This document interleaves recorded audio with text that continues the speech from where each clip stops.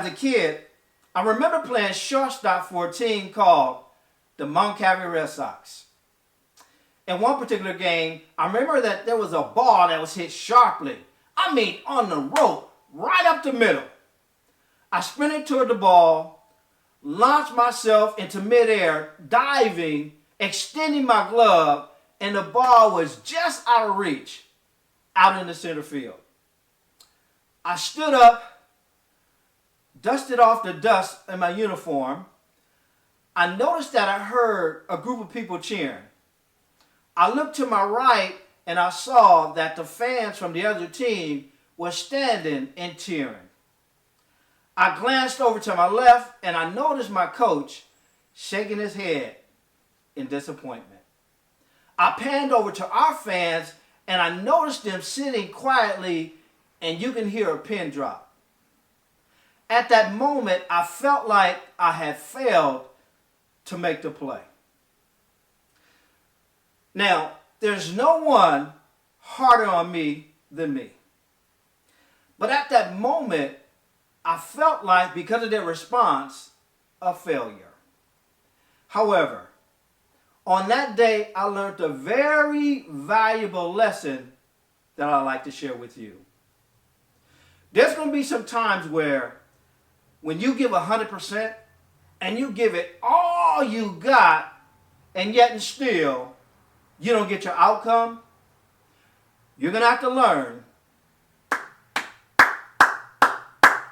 how to cheer for yourself.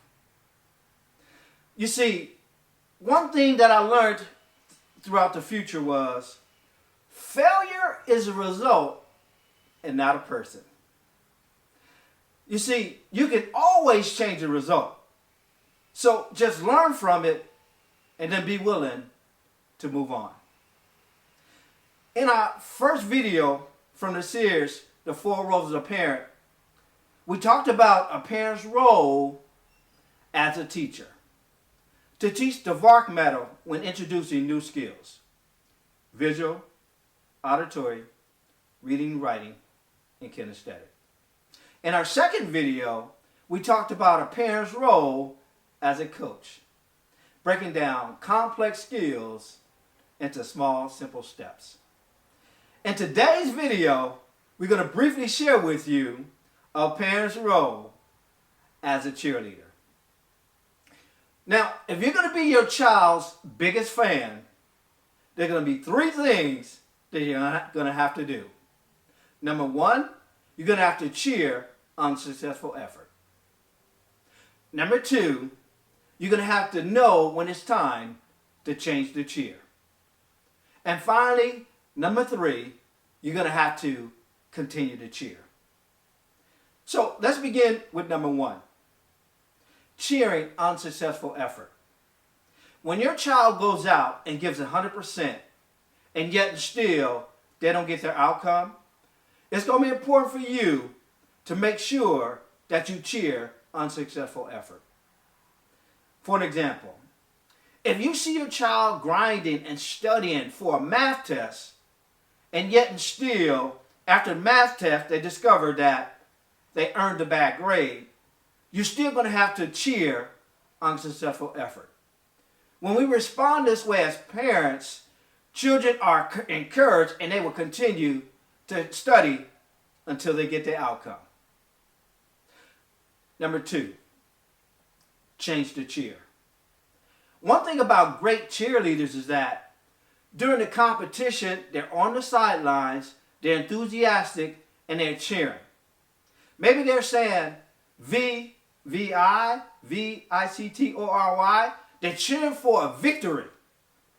Yet still, when they get behind by 20, 30 points late in the game, they remain on the sideline with the same enthusiasm, but yet they change the cheer. They may start to begin to shout, "Fight, fight, fight," because they recognize that this is only one game and we have an entire season left. As a parent, it's going to be important to learn when to change the cheer. If your child has not shown evidence that they're going to do well in math, And yet we're sending them the message that, hey, we're going to do great this year. But to this point, they haven't shown that they've improved. A couple things happen. Number one, your child may get discouraged. They may feel pressured, and or they may get frustrated.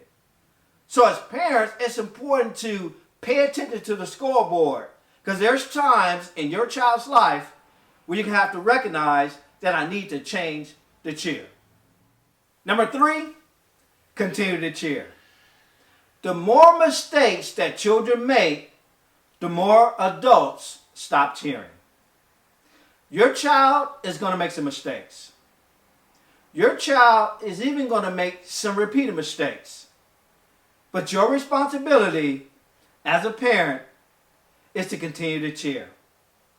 In sports, the one thing that's great about fans is that they recognize that when their team back is against the wall, they need to continue to cheer. When your child's back is against the wall, when everyone else stops cheering, your responsibility is to continue to cheer. In you, your child should always have a home court advantage. Finally, our mentor-parent challenge. Your challenge is to think about which area that you would like to improve on the most. Maybe you say, you know what? I need to cheer more unsuccessful effort. Or you may say, I need to really pay close attention to the scoreboard and begin to change the cheer. Or finally, you may think, I need to make sure that when my child makes mistakes, that I continue to cheer. In the comments section, please share which area that you would like to get better at. Now, in closing, remember, cheering unsuccessful effort encourages your child to keep trying. This is the Guidance Channel. I'm JT, the Mentor Coach. In our next video, we're going to share with you a parent's responsibility and role as a referee. Thank you for watching, and I'll see you on the next video.